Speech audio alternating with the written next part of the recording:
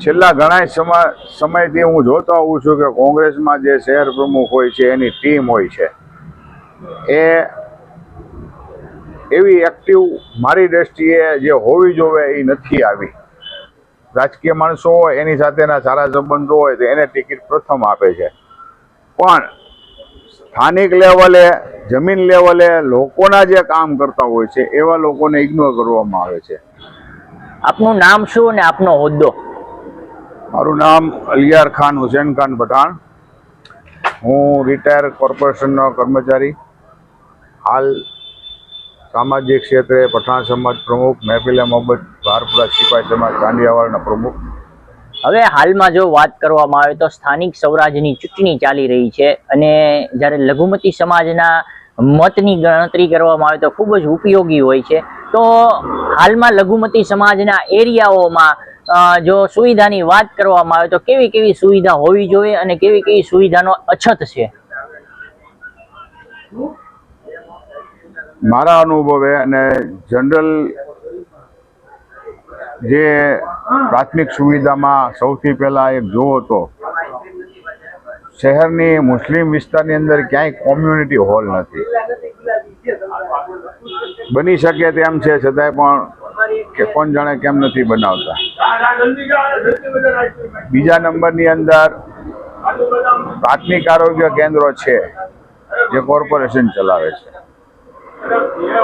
ત્રીજા નંબરની અંદર અમુક વિસ્તારની અંદર ગલીઓ ખાંચામાં, એમાં ખાસ કરીને નાના નાના ખાંચા હોય છે, નાની નાની ગલીઓ હોય છે, તેમાં પાણીની ટાંકીઓ, ગટર કનેક્શન અને સંડાસ, બાથરૂમ એવું સ્થાનિક લોકો જે એવી રીતે બનાવતા હોય છે કે જેથી કરીને ત્યાં રોડ નાના નાના થઈ જાય છે, ટ્રાફિકની સમસ્યા હોય છે.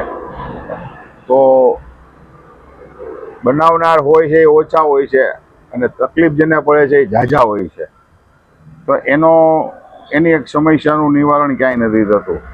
ગેરકાયદેસર હોટલા, આ બધી સમસ્યા મુસ્લિમ વિસ્તારોમાં વધારે હોય છે. ગંદકી હોય છે, હેઠવાડ હોય છે.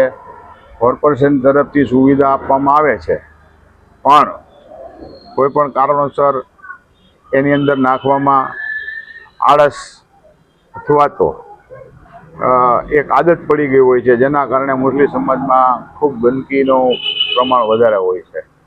બીજી જો આપણે વાત કરવામાં આવે તો મુસ્લિમ સમાજના લીડરો અનેક વખત ચૂંટણી લડતા આવ્યા છે, પણ ક્યાંક ને ક્યાંક કોર્પોરેશનની અંદર મુસ્લિમ સમાજની જો વાત કરવામાં આવે તો સીટો માઇનસ થતી જાય છે. આનું કારણ શું છે?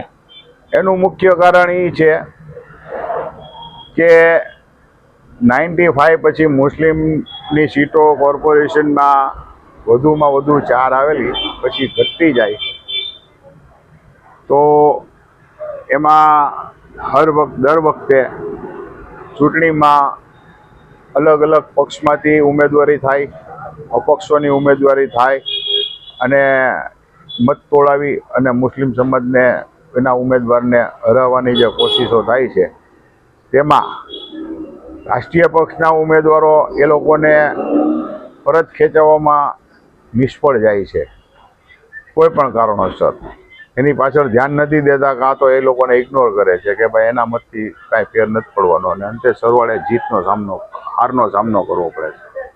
હવે જો ઉમેદવારોની વાત કરવામાં આવે તો મુસ્લિમ સમાજ માટે કેવા ઉમેદવારો હોવા જોઈએ જેથી કરીને આવનાર સમય હોય તો અત્યારે હજારો લોકો તમને જોવે છે, તો આવનાર સમયમાં એક પ્રબળ નેતાગીરી, એક સારું વ્યક્તિત્વ વાળી નેતાગીરી જે મળી શકે અને મુસ્લિમ સમાજને ઘણા ફાયદાઓ થઈ શકે? મારી સમજ પ્રમાણે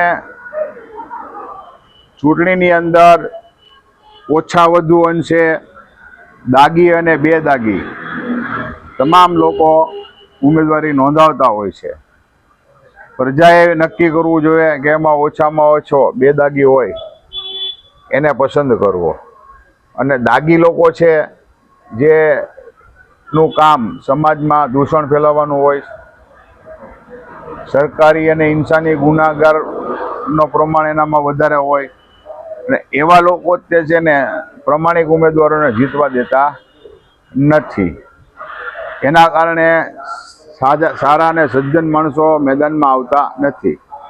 અને થોડુંક પ્રમાણ એ પણ છે કે દાગી ઉમેદવારોને એવા લોકો મદદ કરતા હોય છે કે સામે જે સજ્જન વ્યક્તિ હોય છે એ પછી આ માથાકૂટમાં પડવા કરતા એક તરફ થઈ જાય છે, મૂકી દે છે, સમાજની સેવાય મૂકી દે છે. તો આના માટે શહેરમાંથી સજ્જન ઉમેદવારોને એક પીઠબળ મળવું જોઈએ, જેના કારણે હિંમતથી સામનો કરે તો આ વધુ શક્ય છે. બાકી એવું નથી કે મુસ્લિમ સમાજમાં કોઈ એવા નથી કે જે આખા સમાજની રહેબરી ન કરી શકે છે, પણ એને જાહેરમાં ટેકો નથી મળતા. ખાનગીમાં બધા એમ કે તું સારો છો ને સજ્જન છો ને, પણ જાહેરમાં એને જે હિંમત આપવી જોવે અને એને જે મદદ કરવી જોવે, એની સાથે રહેવું જોવે, એ બહુ ઓછા પ્રમાણમાં હોય છે. એટલે એ માણસ અંદરથી તૂટી જાય છે. પછી એનો પરિવાર પણ એને એમ કહી દે છે કે ભાઈ તમે મૂકી દો. એટલે એ માણસ છેલ્લે ઘરનાથી થાકી હારીને આ બધી વસ્તુ મૂકી દે છે. બાકી ઘણા એવા લોકો છે કે સમાજ માટે ઘણું કરી શકે એવા છે. હવે છેલ્લો પ્રશ્ન હું તમને કરવામાં આવું કે વર્ષોથી જે લઘુમતી સમાજ છે એ ક્યાંક ને ક્યાંક કોંગ્રેસ ઉપર જે વિશ્વાસ મૂકતો આવ્યો છે, પણ જો જોવામાં આવે તો હાલ જે કોંગ્રેસ છે એ ક્યાંક ને ક્યાંક નિષ્ફળ થતી જોવા મળે છે. તો આવનાર સમયમાં મુસ્લિમ સમાજ શું કોંગ્રેસને છોડશે કે પકડી રાખશે? તમારું શું વલણ અપનાવો છો? જો છેલ્લા ઘણા સમયથી હું જોતો આવું છું કે કોંગ્રેસમાં જે શહેર પ્રમુખ હોય છે એની ટીમ હોય છે એ એવી એક્ટિવ મારી દ્રષ્ટિએ જે હોવી જોવે એ નથી આવી.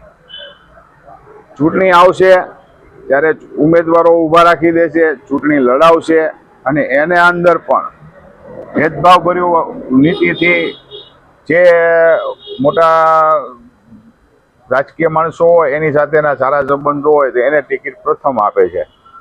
પણ સ્થાનિક લેવલે, જમીન લેવલે લોકોના જે કામ કરતા હોય છે એવા લોકોને ઇગ્નોર કરવામાં આવે છે. અને એ લોકો પછી હતાશ થઈ જાય છે બીજાને ટિકિટ મળતા. પછી લોકો સમાજની વચ્ચે ઓછા આવે, સમાજના કામ ઓછા કરવા માંડે છે અને એનું પરિણામ અંતે તે છે ને હારનો સામનો કરીને પક્ષનું નામ એમાં બદનામ થાય છે કે ભાઈ આ પક્ષની આટલી ટિકિટ, આટલા ઉમેદવારો હાર્યા. એટલે ખરેખર પાર્ટીએ ટિકિટ આપતા પહેલાં સાચાને આપવી જોઈએ, સારાને આપવાની જરૂર નથી. જે સાચો ખરેખર જમીની લેવલથી ને લોકોના વચ્ચે રહેલો ને જેના લોકોના દિલ જીતેલા હોય અને જે કામ કરતો હોય એવાને તમે ટિકિટ આપશો તો લોકો એને કોઈ પણ પ્રકારે જીતાડવાની કોશિશ કરશે ને કરશે.